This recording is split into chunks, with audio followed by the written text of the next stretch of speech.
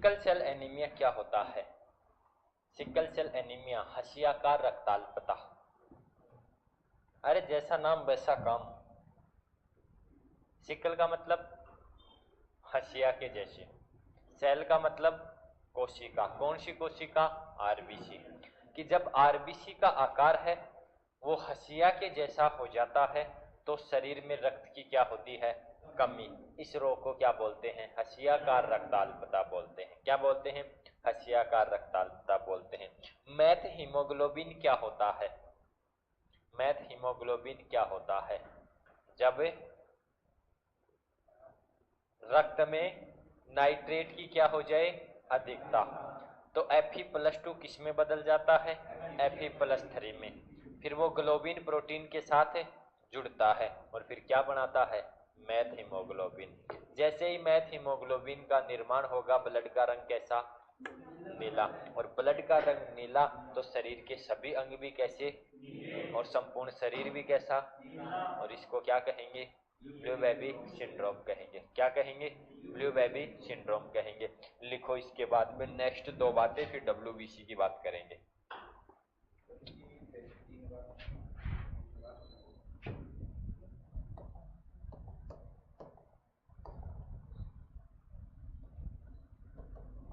सबसे बड़ी आरबीसी, सबसे छोटी आरबीसी, साथ में लिख लो। पूछा जाता है कि सबसे बड़ी आरबीसी किसकी होती है और सबसे छोटी आरबीसी किसकी होती है? सबसे बड़ी जो आरबीसी होती है वो होती है एम्फियोमा। एक समुद्री जीव होता है जिसकी आरबीसी क्या होती है? सबसे बड़ी होती है। और सबसे छोटी जो आरबीसी होती है वो होती है कस्तूरी मृग। हिरन आता है कस्तूरी मृग, छोटा सुंदर, ठीक है। उसकी आरबीसी क्या होती है? सबसे छोटी होती है। पूछा जाता है कि आरबीसी अनुपात डब्ल्यूबीसी, कि हमारा जो ब्लड जो होता है, हमारे ब्लड में आरबीसी और जो क्या होती है? डब्ल्यूबीसी जो होती है उसका अनुपात कितना होता है? तो आरबीसी और डब्ल्यूबीसी का जो अनुपात होता है वो कितना होता है? 600:1 होता है। फिक्स है, याद रखना कि 600 आरबीसी है तो उनके साथ एक क्या है? डब्ल्यूबीसी। मतलब अनुपात क्या हो गया? 600:1 हो गया। मैं आपसे पूछूं कि बताओ कि हमारा जो रक्त है, हमारे रक्त में डब्ल्यूबीसी अनुपात आरबीसी कितना होता है? क्या बताओगे? दोबारा से सुनना। हाँ, कि हमारे रक्त में डब्ल्यूबीसी अनुपात आरबीसी कितना होता है? 1:600। देखो आरबीसी का अनुपात कितना है? डब्ल्यूबीसी का कितना है? तो आरबीसी वाला आरबीसी के साथ डब्ल्यूबीसी वाला डब्ल्यू। जब आरबीसी पहले है तो आरबीसी का अनुपात भी पहले। जब डब्ल्यूबीसी पहले है तो डब्ल्यूबीसी का अनुपात भी पहले। आ गई बात समझ में? निकालते कैसे हैं? तो देखो लगभग ये मानते हैं एवरेज 48 लाख। कितनी हो गई? 48 लाख आरबीसी। बताया था ना ये 45 से 55 लाख के बीच होती है। और इसकी हम बात करें तो इसका एवरेज मानते हैं लगभग 6 से 10,000, 11,000 बताया था मैंने। तो इसको तो मानते हैं लगभग 48 लाख, इसको मानते हैं लगभग 8,000। अनुपात निकालोगे तो क्या करोगे? भाग दोगे। मतलब इसमें इसका भाग दोगे कि नहीं दोगे? तो भाग दे रहे हैं। मतलब मैं 3 से 3 को क्या कर रहा हूँ? कैंसिल कर रहा हूँ। 8 एकम 8 और 8 छिके 48, 2 जीरो बची हुई है। तो ये आपका क्या निकल कर आता है? 600:1 निकल कर आता है। आ गई बात समझ में? सीधा सटीक याद रखना है कि आरबीसी अनुपात डब्ल्यूबीसी कितना होता है? 600:1 और डब्ल्यूबीसी अनुपात आरबीसी 1:600 होता है। ठीक है, अब देखो इसके बाद में हम आगे बात करेंगे किसकी? डब्ल्यूबीसी की। कुछ बातें हमारी टेबल में हो गई थी, किसकी?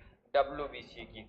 उसके बाद में जो बची हुई जो बातें थी वो किस में करेंगे? यहाँ पर करेंगे। अब देखो कि हमने बोला था कि जो डब्ल्यूबीसी जो होती हैं, इन डब्ल्यूबीसी का काम क्या होता है? ये डब्ल्यूबीसी है, इसका काम क्या होता है? कि सर डब्ल्यूबीसी है वो शरीर की रोग प्रतिरोधक क्षमता को क्या करती हैं? बढ़ाती हैं। रोग प्रतिरोधक क्षमता को क्या करती हैं? बढ़ाती हैं। कैसे बढ़ाती हैं? कि जो WBC है इनका काम क्या होता है? किसका निर्माण करना? एंटीबॉडी का क्या करना? निर्माण करना। जब एंटीबॉडी का क्या होगा? निर्माण होगा। तो एंटीबॉडी का निर्माण होगा तो हमारी जो क्या है, रोग प्रतिरोधक क्षमता क्या होगी? बढ़ेगी। रोग प्रतिरोधक क्षमता क्या होगी? बढ़ती है। और रोग प्रतिरोधक क्षमता बढ़ती है मतलब हमारी रोगों से लड़ने की क्षमता बढ़ती है। और रोगों से लड़ने की जो क्षमता होती है वो किसकी होती है? तो हमारा जो क्या होता है, प्रतिरक्षा जो तंत्र होता है, इम्यूनिटी जो सिस्टम होता है वो क्या हो जाता है? मजबूत हो जाता है। मतलब कि जो WBC है उनका काम होता है कि ये एंटीबॉडी का निर्माण करके शरीर की रोग प्रतिरोधक क्षमता को बढ़ाती हैं, जिसके कारण हमारे शरीर की प्रतिरक्षा तंत्र क्या होती है? मजबूत होती है। इस तरीके से ये क्या करती हैं? कार्य करती हैं। हमारी रोगों से क्या कर रही है? रोग प्रतिरोधक क्षमता बढ़ाने का मतलब रोगों से क्या कर रही है? रक्षा। यहाँ पर इस धरातल की अगर बात करें, आप घूमते फिरते हो ना, ठीक है, तो यहाँ पर आपकी जो रक्षा करने का जो काम है वो कौन कर रहा है? जिसके कारण आप स्वतंत्र घूम रहे हो। अगर आपकी रक्षा करने वाला नहीं होता तो आपको कोई कहीं पर भी क्या कर सकता है?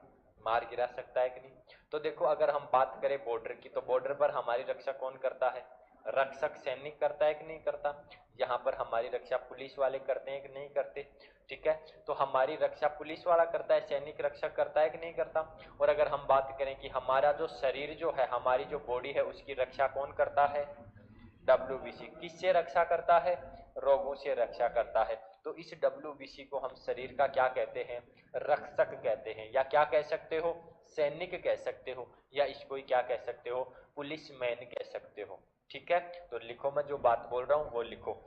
WBC की बात शुरू कर दी है यहाँ से, ठीक है ना? अगर यहाँ से लिखना चाहो तो ऐसे शॉर्ट में लिख लो, WBC याद रहेगा, WBC की बातें शुरू कर दी, ठीक है ना? जो बातें 8 बातें पहले लिखी थी वो तो आपको याद है, मुझे उम्मीद है वो बातें आपको याद है। उसके आगे की बातें और लिख रहे हैं। लिखो, मैं बोल रहा हूं WBC, ये वाला तो मैंने वैसे लिख दिया, ठीक है, मैं लैंग्वेज में लिखा देता हूं आपको। लिखो, WBC एंटीबॉडी का निर्माण करके, WBC एंटीबॉडी का निर्माण करके शरीर की रोग प्रतिरोधक क्षमता बढ़ाती है।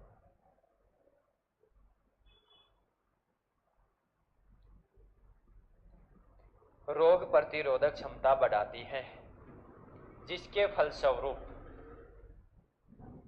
हमारा प्रतिरक्षा तंत्र, जिसके फलस्वरूप हमारा प्रतिरक्षा तंत्र मजबूत होता है।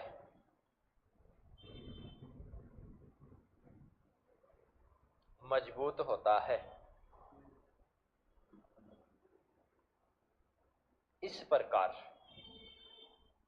प्रकार WBC हमारी रोगों से, WBC इस प्रकार WBC हमारी रोगों से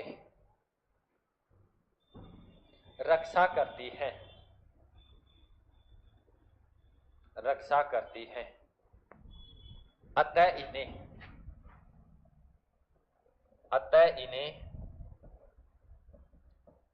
शरीर का रक्षक,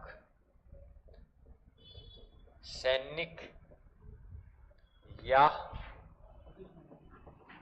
पुलिसमैन कहा जाता है। पुलिसमैन कहा जाता है। अब आ जाओ, थोड़ा सा फोल्डर को पीछे वाले को खोलना है। मैंने बताया था कि RBC में केंद्रक क्या होता है? एब्सेंट। प्लेटलेट्स में केंद्रक क्या होता है? एब्सेंट। लेकिन WBC में केंद्रक क्या होता है? उपस्थित होता है। क्या होता है? उपस्थित होता है। तो मैं यहाँ पर बात करूंगा कि WBC जो है वो किसकी उपस्थिति के आधार पर, केंद्रक की उपस्थिति के आधार पर कितने प्रकार की होती हैं? तो 5 प्रकार की होती है। कि केंद्रक की उपस्थिति के आधार पर WBC कितने प्रकार की होती हैं? 5 प्रकार की होती हैं। और 5 प्रकार की जो WBC है उनको कितने भागों में बांटते हैं? 2 भागों में बांटते हैं। 2 भाग कौन कौन से?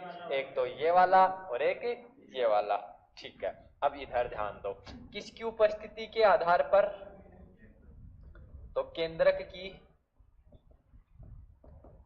उपस्थिति के आधार पर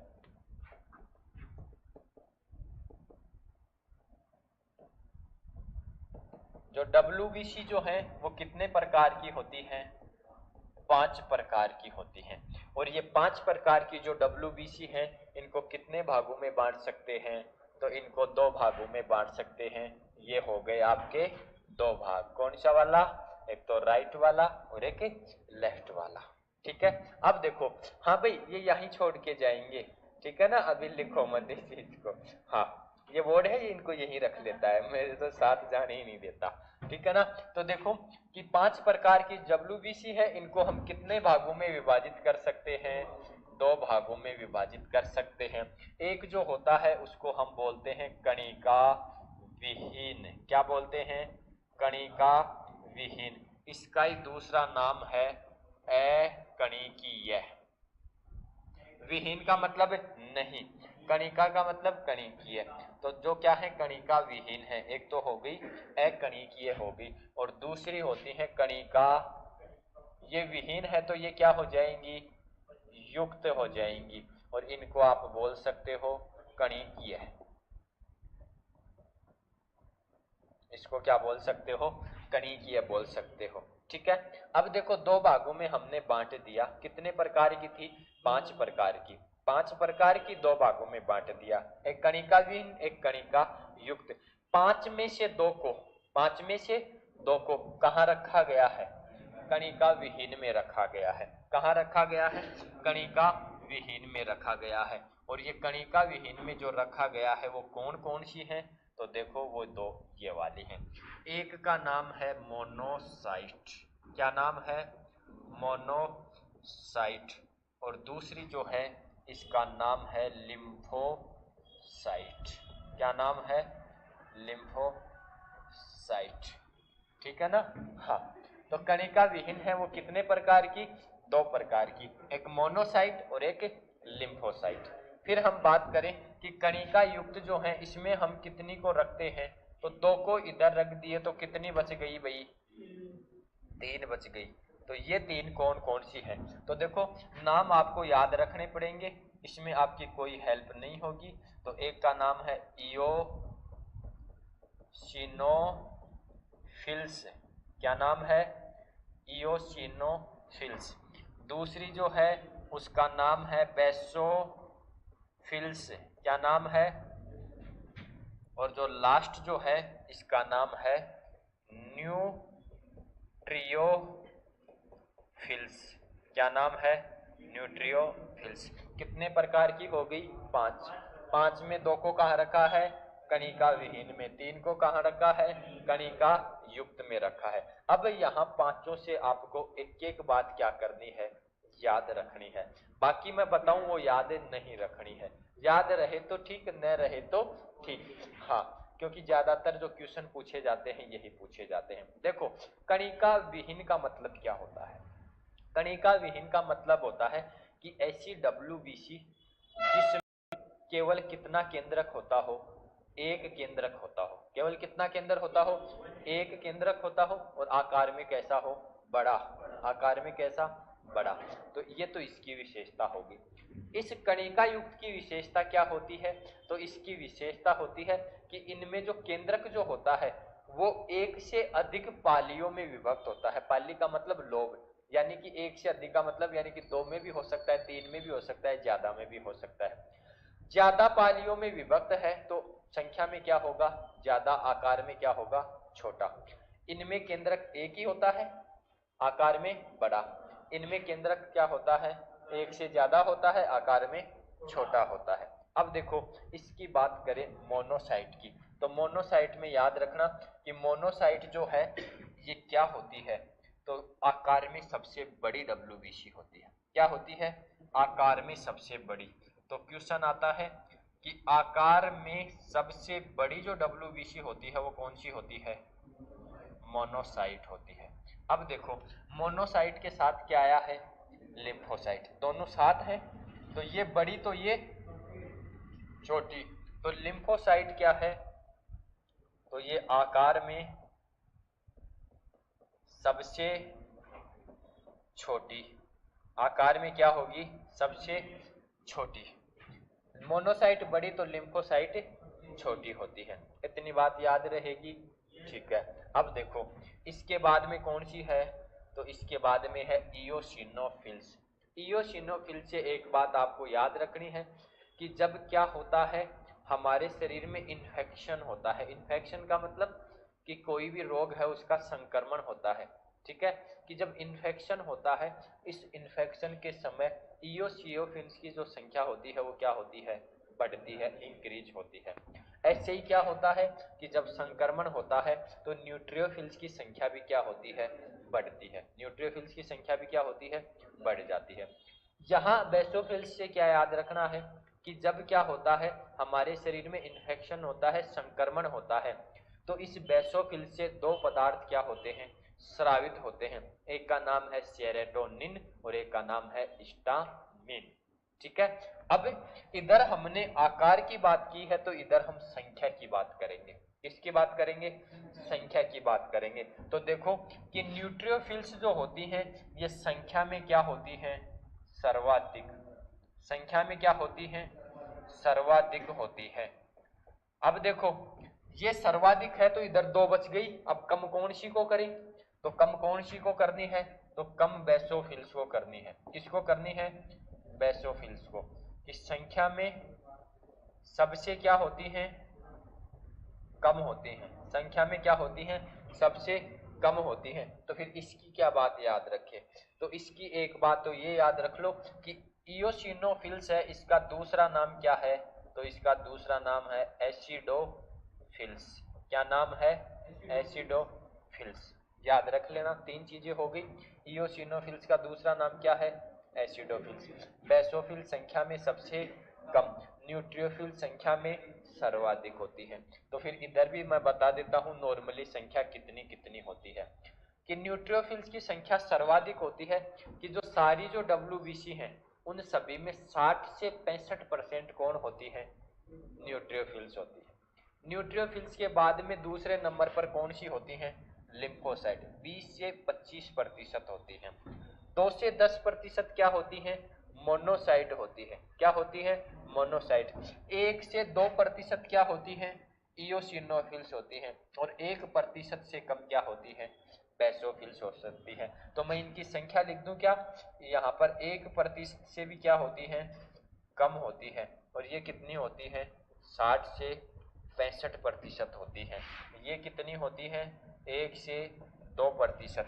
ये कितनी होती है? 20 से 25%। और ये कितनी होती है? 2 से 10%। 2 से कितनी होती है? 10% होती है। इतनी बात याद रहेंगी कि नहीं रहेंगी? रह जाएंगी। अब देखो थोड़ा सा इसको और बढ़ाते हैं। कैसे बढ़ाते हैं? कि यहाँ पर जो लिम्फोसाइट जो होती है वो लिम्फोसाइट भी दो प्रकार की होती है। कितने प्रकार की होती है?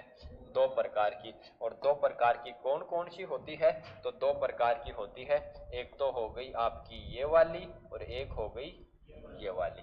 कि लिम्फोसाइट कितने प्रकार की? दो प्रकार की। एक का नाम है टी लिम्फोसाइट और एक का नाम है बी लिम्फोसाइट। टी और बी। कि लिम्फोसाइट कितने प्रकार की? दो प्रकार की। एक टी लिम्फोसाइट, एक बी लिम्फोसाइट। इस टी लिम्फोसाइट से एक बात याद रखोगे, बी लिम्फोसाइट से भी एक बात याद करोगे। हमने आपको बता रखा है कि जो WBC जो है वो WBC कौन से रोग में कम हो जाती है? तो WBC की संख्या में कमी कौन से रोग में होती है? WBC की संख्या में कमी कौन से? एड्स रोग में। तो एड्स जब होगा तो उस एड्स रोग में सर्वाधिक कमी कौन सी WBC में होती है? तो सर्वाधिक कमी किसमें होती है? टी लिम्फोसाइट में होती है। तो इसके नीचे मैं लिख देता हूं कि एड्स रोग में, कौन से रोग में? एड्स रोग में सर्वाधिक क्या होती है? कमी किसमें होती है भाई? टी लिम्फोसाइट में। किसमें होती है? टी लिम्फोसाइट में। फिर हमने बात बोली है कि WBC का काम होता है एंटीबॉडी का क्या करना? निर्माण करना। एंटीबॉडी का क्या करना? निर्माण करना। तो जब हमारे शरीर में किसी रोग का क्या होगा? संक्रमण होगा, तो उस रोग के लिए लड़ने के लिए जो क्या होंगी? एंटीबॉडी जो होंगी, वो एंटीबॉडी सबसे पहले कहाँ से स्रावित होंगी, या सबसे पहले एंटीबॉडी का निर्माण किसमें होगा? बी लिम्फोसाइट में होगा। तो इसकी बात याद रखना कि संक्रमण के समय, किसके समय? संक्रमण के समय सबसे पहले क्या करना?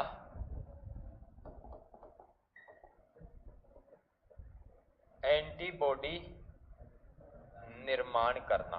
क्या करना? एंटीबॉडी निर्माण करना। इतनी बात याद रहेगी कि नहीं रहेगी? इतनी याद रह जाएगी तो यहाँ पर तो आएगा नहीं नीचे। इनकी एक एक बात मैं आपको क्या कर दूंगा? बोल कर लिखा दूंगा। इसको ऐसा कैसा क्या कर लो? नोट कर लो। जल्दी करना, नई लाइन से लिखना। लिखो नई लाइन से।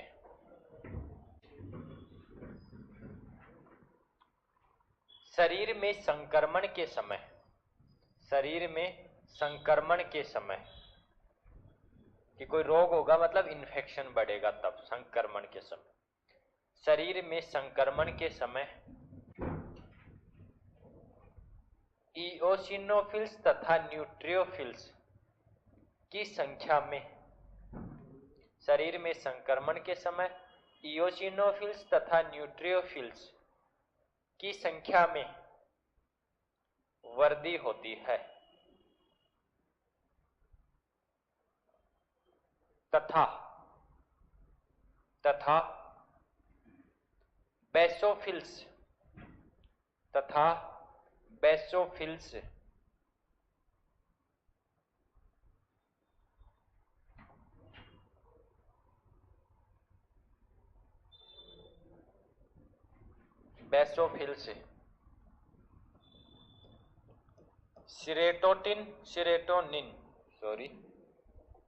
सीरोटोनिन तथा, अब ये आपको याद करने हैं,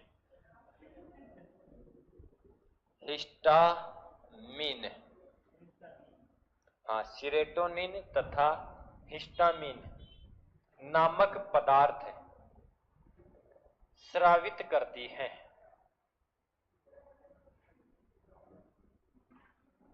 पदार्थ स्रावित करती हैं।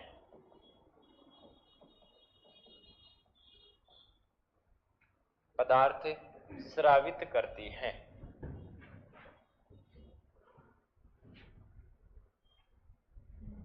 लिख लिया? अच्छा,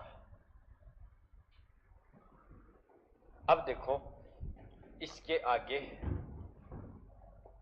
कल बताया था क्या आपको? आरबीसी की संख्या का बढ़ना क्या होता है, आरबीसी की संख्या का घटना क्या होता है? नहीं बताया? ठीक है, तो एक बार आरबीसी का बता देता हूं, उसके बाद किसका बता देता हूं? डब्ल्यूबीसी का। बाकी डब्ल्यूबीसी पहले लिख रहे हैं तो पहले डब्ल्यूबीसी का बता देता हूं कि डब्ल्यूबीसी की संख्या का बढ़ना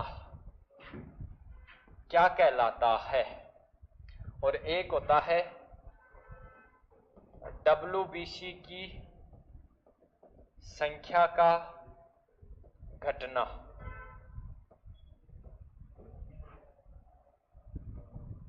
तो देखो डब्ल्यूबीसी की संख्या का घटना क्या होता है। डब्ल्यूबीसी को आप क्या बोलते हो? ल्यूकोसाइट बोलते हो, ठीक है। और ल्यूकोसाइट डब्ल्यूबीसी को बोलते हो। संख्या बढ़ रही है तो ल्यूकोसाइट के साथ आपको क्या लगाना है? सिस लगाना है। क्या लगाना है? सिस। तो डब्ल्यूबीसी की संख्या का बढ़ना क्या कहलाता है? ल्यूकोसाइटोसिस। क्या कहलाता है? ल्यूकोसाइटोसिस कहलाता है।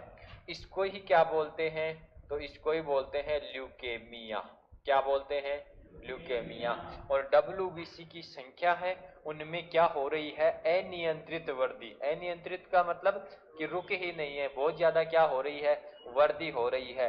और रक्त में अगर डब्ल्यूबीसी की संख्या में अनियंत्रित क्या हो रही है? वृद्धि हो रही है, तो हम उसको क्या बोल सकते हैं? रक्त कैंसर। मतलब ल्यूकेमिया को आप क्या बोल सकते हो? रक्त कैंसर बोल सकते हो। ठीक है। दूसरा क्या है? WBC की संख्या का घटना, कि WBC की संख्या धीरे धीरे क्या हो रही है?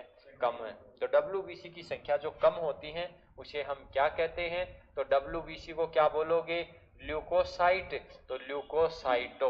और कम हो रही है तो इसके साथ आपको लगाना है पीनिया। क्या लगाना है? पीनिया। तो WBC की संख्या का घटना क्या कहलाता है? ल्यूकोसाइटोपीनिया। और WBC की संख्या है वो कब घटती है? कौन से रोग में घटती है? तो एड्स रोग में। तो ये जो अवस्था है कौन सी? ल्यूकोसाइटोपीनिया। ये कौन से रोग में उत्पन्न होती है? एड्स रोग में क्या होती है? उत्पन्न होती है। अब देखो इसके बाद में मैं बात करूं आरबीसी की संख्या का बढ़ना। और आरबीसी की संख्या का बढ़ना क्या कहलाता है? तो देखो आरबीसी को आप क्या कहते हो? इरिथ्रोसाइट कहते हो। और इरिथ्रोसाइट से याद रखना, इरिथ्रोसाइटो बढ़ रही है तो क्या लगाओगे? सिस। तो क्या हो गया? इरिथ्रोसाइटोसिस हो गया। इसको ही आप क्या बोल सकते हो? तो इसको ही आप बोल सकते हो पॉलीसाइथेमिया। क्या बोल सकते हो? पॉलीसाइथेमिया बोल सकते हो। इरिथ्रोसाइटोसिस बोल दो या क्या बोल दो? पॉलीसाइथेमिया बोल दो। और आरबीसी की संख्या कब बढ़ती है? तो आरबीसी की संख्या जब बढ़ेंगी जब आप ऊंचाई वाले क्षेत्रों पर जाओगे। तो ऊंचाई वाले क्षेत्रों पर जाओगे तो वहां ऑक्सीजन की क्या होती है? कमी होती है। तो ऑक्सीजन की कमी होगी तो उस समय आरबीसी की संख्या क्या हो जाएगी? इंक्रीज हो जाएगी। क्या हो जाएगी? इंक्रीज। तो कब होती है? तो ऊंचाई वाले क्षेत्रों पर जाने पर, कि जैसे आप ऊंचाई वाले क्षेत्रों पर जाओगे वैसे वैसे ऑक्सीजन की क्या होगी? कमी। और ऑक्सीजन की कमी होगी तो वहां पर हमारे शरीर में क्या बढ़ना शुरू हो जाएंगी?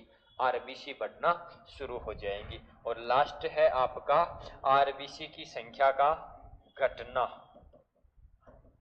आरबीसी की संख्या का घटना। और आरबीसी की संख्या का घटना क्या कहलाता है? तो देखो आरबीसी को आप क्या बोलते हो? इरिथ्रोसाइट। तो इरिथ्रोसाइटो। कम हो रही है तो क्या लगाओगे? पीनिया। तो इरिथ्रोसाइटोपीनिया। आरबीसी की संख्या कम हो रही है मतलब रक्त की क्या हो रही है? कमी हो रही है।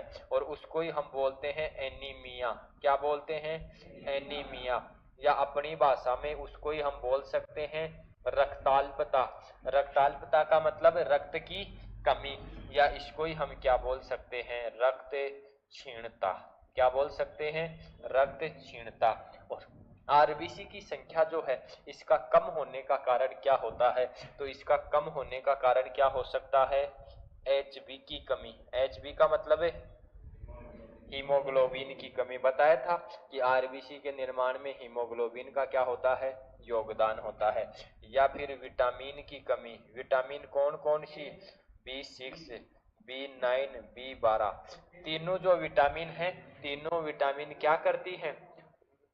ये आपकी जो आरबीसी के निर्माण में क्या होती हैं? सहायक होती हैं। ठीक है। इसके अलावा इसमें कैसे आएगा? उसका काम ही अलग है। उसका काम है रक्त का क्या बनाना? थक्का बनाना।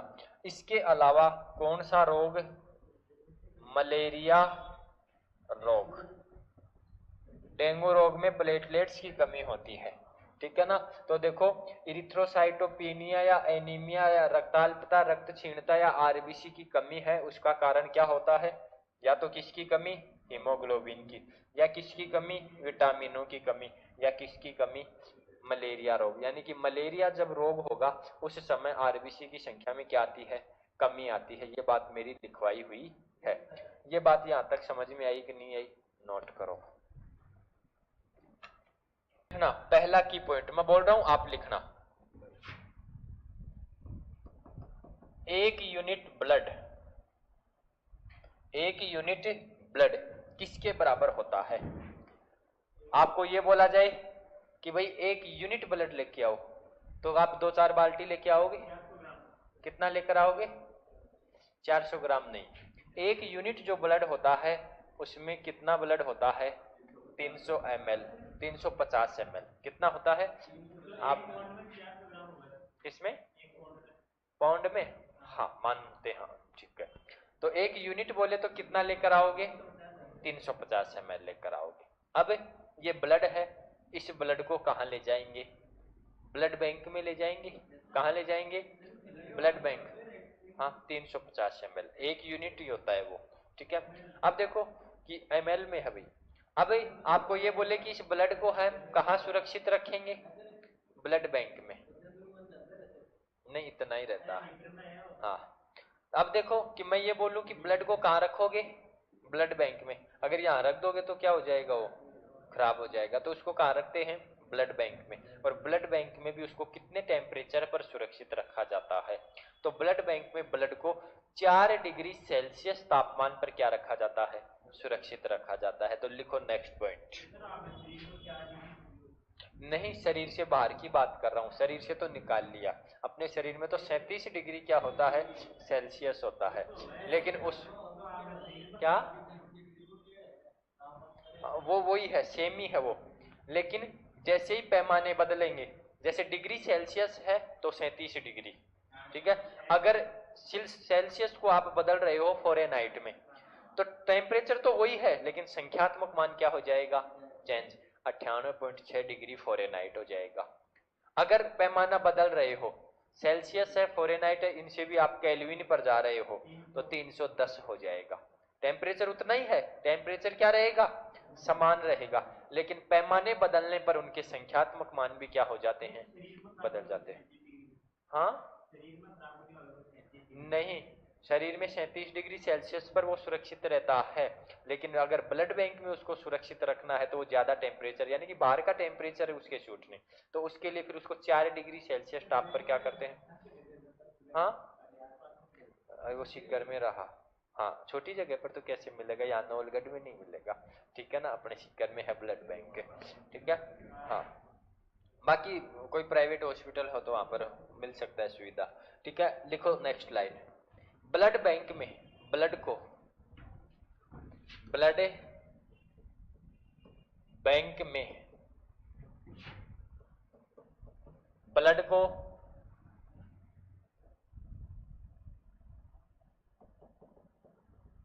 4 डिग्री सेल्सियस ताप पर, ब्लड बैंक में ब्लड को 4 डिग्री सेल्सियस ताप पर सुरक्षित रखा जाता है।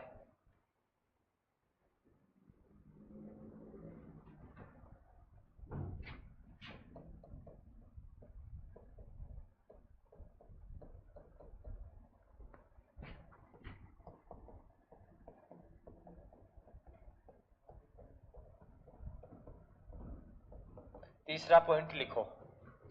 ब्लड बैंक में ब्लड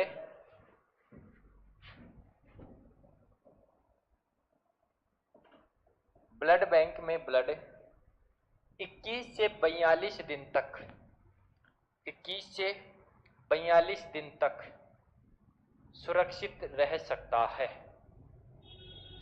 21 से 42 दिन तक सुरक्षित रह सकता है। मिनिमम कितने दिन?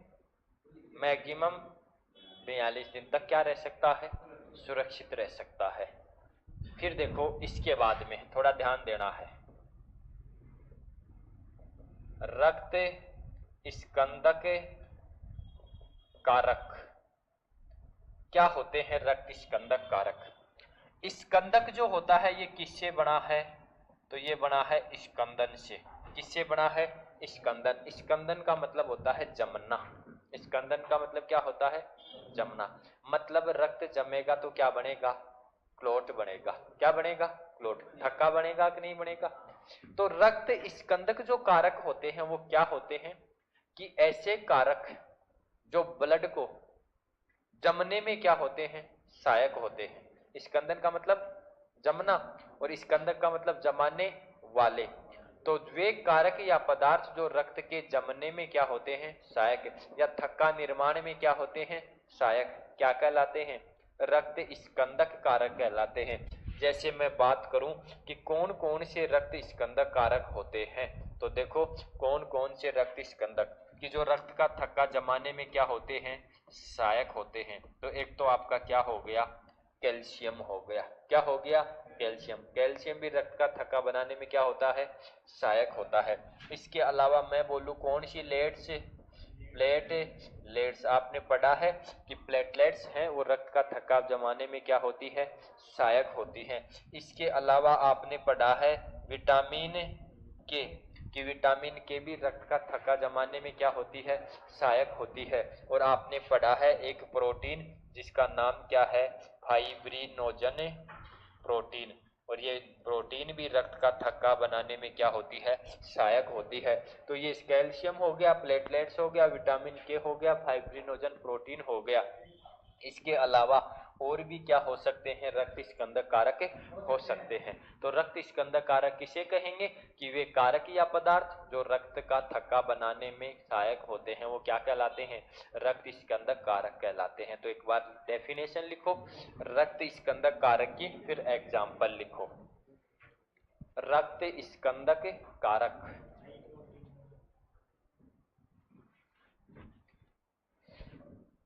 फाइब्रिनोजन रहित जो प्लाज्मा होता है उसको क्या कहते हैं, फाइब्रिनोजन रहित जो प्लाज्मा होता है उसको क्या कहते हैं, कौन सा रम, सीरम, सीरम कहते हैं। घर जाके पढ़ते नहीं हो बिल्कुल भी, रील्स देखते हो सारे दिन, हाँ, और रील्स बनाते हो सारे दिन, ठीक है ना। हाँ, लिखो डेफिनेशन लिखो। वे कारक या पदार्थ, वे कारक या पदार्थ जो रक्त का थक्का बनाने में, वे कारक या पदार्थ जो रक्त का थक्का बनाने में सहायक होते हैं, रक्त का थक्का बनाने में सहायक होते हैं। फुल स्टॉप लगा दो, समझ जाओगे क्या कहलाते हैं, रक्त स्कंदक कारक। लिख दो उदाहरण के लिए, कैल्शियम हो गया, प्लेटलेट्स हो गया, फाइब्रिनोजन प्रोटीन हो गया, विटामिन के हो गया।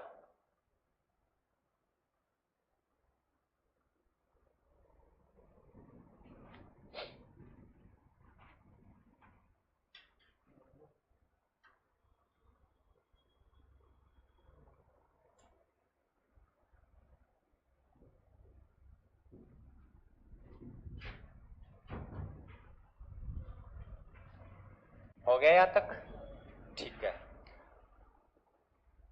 अब ये रक्त स्कंदक जो कारक है इसके पहले मैं लगा दूं प्रति, क्या लगा दूं, उदाहरण के लिए, हाँ। तो देखो मैं इसके पहले लगा दूं प्रति, और कोई भी शब्द के पहले क्या लग जाए, प्रति लग जाए, मतलब उस शब्द का जो काम है वो क्या हो गया, उल्टा हो गया, अपोजिट हो गया। क्या हो गया, अपोजिट। जैसे हम बोलते हैं कि नहीं बोलते कि एक होता है अमल, और इसके पहले हम क्या लगा देते हैं, प्रति, तो क्या बन जाता है, और जो प्रति अमल जो होगा वो अमल के विपरीत क्या करेगा, काम करेगा। ऐसा ही होता है कि नहीं होता। तो देखो हम यहां पर क्या लगा रहे हैं कि जो आपका क्या है, पर रक्त स्कंदक जो कारक है इसके पहले क्या लगा रहा हूं मैं, प्रति रक्त स्कंदक कारक। तो अब देखो रक्त स्कंदक जो कारक था उसका काम क्या था, रक्त का थक्का बनाना, ठीक है। लेकिन प्रति लग गया मतलब कि जो रक्त को जमने से क्या करेंगे, रोकेंगे, यानी कि रक्त का क्लॉट बनने से क्या करते हैं, रोकते हैं, वो क्या कहलाएंगे, प्रति रक्त स्कंदक कारक कहलाएंगे। कि प्रति रक्त स्कंदक जो होगा उसका काम क्या होगा, कि वो हमारे शरीर में रक्त को जमने से क्या करेगा, रोकेगा।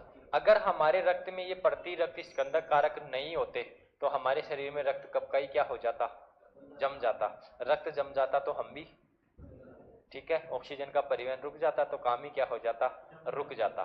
ठीक है, तो प्रतिरक्त स्कंदक कारक किसे कहेंगे कि वे कारक या पदार्थ जो शरीर में रक्त को जमने से क्या करते हैं, रोकते हैं, क्या कहलाते हैं, प्रतिरक्त स्कंदक कारक कहलाते हैं। जैसे मैं बात करूं, फाइब्रिनोजन जो प्रोटीन थी वो रक्त का क्या बना रही थी, थक्का। तो इसके विपरीत जो प्रोटीन होती है जिसको क्या बोलेंगे, एंटी फाइब्रिनोजन बोलेंगे। क्या बोलेंगे, एंटी। एंटी का मतलब क्या होता है, प्रति। इंग्लिश में एंटी बोलेंगे, हिंदी में क्या बोलेंगे, प्रति बोलेंगे।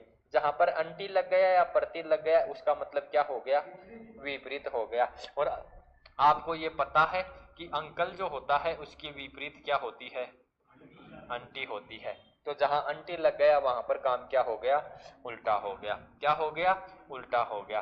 अब देखो कि ये जो रक्त प्रतिरक्त स्कंदक कारक है वो क्या है कि हमारे रक्त में होता है एंटी फाइब्रिनोजन, जो हमारे शरीर में रक्त को जमने से क्या करता है, रोकता है। इसके अलावा एक प्रोटीन और होती है और जिसका नाम क्या है, हिपेरिन प्रोटीन। कौन सी प्रोटीन, हिपेरिन प्रोटीन। और हिपेरिन प्रोटीन जो होती है इसका निर्माण जो होता है वो कहां से होता है, यकृत से होता है। ये बात शायद मैंने पहले भी बताई होगी आपको। तो लिखो प्रतिरक्त स्कंदक कारक।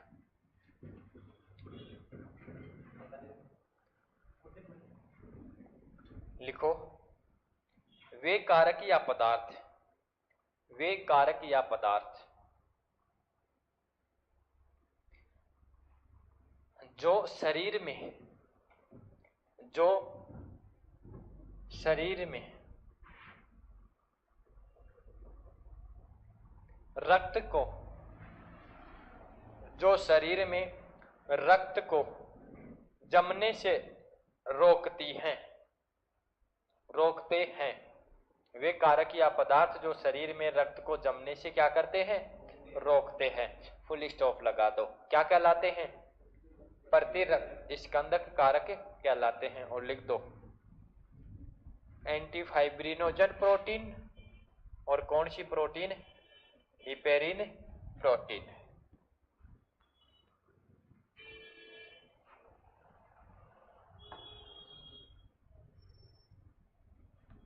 और लास्ट में लिख देना नोट।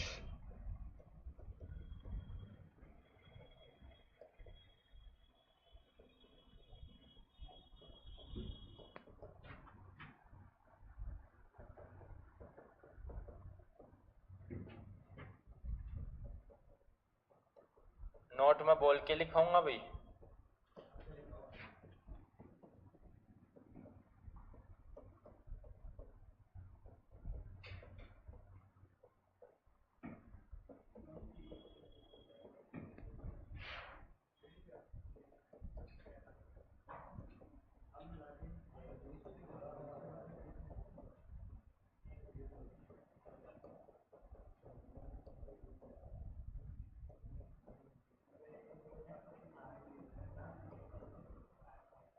लिखो नोट में। अब देखो कि हमारे शरीर में तो क्या है, लीवर है। और लीवर इनको क्या करेगा, स्रावित करेगा। ब्लड में जाएंगे, ब्लड को जमने से क्या करेंगे, रोकेंगे। लेकिन आप ब्लड को कहां ले गए, ब्लड बैंक में। कहां ले गए, अब ब्लड बैंक में लीवर है नहीं है, तो वहां पर ब्लड क्या हो सकता है, जम सकता है। तो ब्लड बैंक में ब्लड को जमने के लिए, जमने से रोकने के लिए, कि ब्लड बैंक में ब्लड को जमने से रोकने के लिए उसमें क्या मिलाया जाता है, EDTA मिलाया जाता है। या फिर क्या मिलाया जाता है, सोडियम साइट्रेट। या फिर क्या मिलाया जाता है, सोडियम डेक्सट्रेट। ये जो होते हैं इनका निर्माण लीवर से तो नहीं हो रहा, इनका निर्माण कौन कर रहा है, मानव कर रहा है, रसायन है। तो इनको हम क्या कहते हैं, तो इनको हम कहते हैं कृत्रिम प्रतिरक्त स्कंदक कारक। तो लिखो नोट में, ब्लड बैंक में, ब्लड बैंक में ब्लड को जमने से, ब्लड बैंक में ब्लड को जमने से रोकने के लिए, ब्लड बैंक में ब्लड को जमने से रोकने के लिए कृत्रिम प्रतिरक्त स्कंदक कारक के रूप में, जमने से रोकने के लिए कृत्रिम प्रतिरक्त स्कंदक कारक के रूप में पहले ये बड़े वाला नाम लिख दो, ethylene diamine tetra acetic acid, और कोष्टक में शॉर्ट में लिख दो EDTA। सर्वाधिक उपयोग किसका किया जाता है? EDTA का ही किया जाता है। Ethylene diamine tetra acetic acid. और कोष्टक में क्या लिखोगे? EDTA लिखोगे। कॉमा लगा के लिखना सोडियम साइट्रेट तथा सोडियम डेक्सट्रेट का उपयोग करते हैं।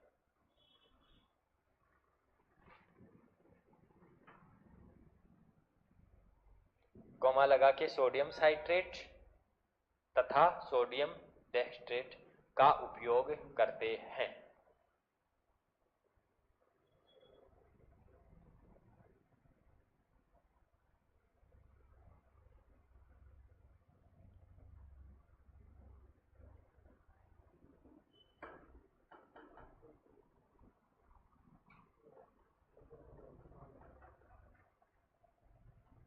हो गया? एक बार दोबारा से इस लाइन को मैं बोल रहा हूं। ब्लड बैंक में ब्लड को जमने से रोकने के लिए प्रतिरक्त स्कंदक कारक के रूप में EDTA, सोडियम साइट्रेट तथा सोडियम डेक्सट्रेट उपयोग में लिया जाता है। बाकी बात करेंगे नेक्स्ट क्लास में।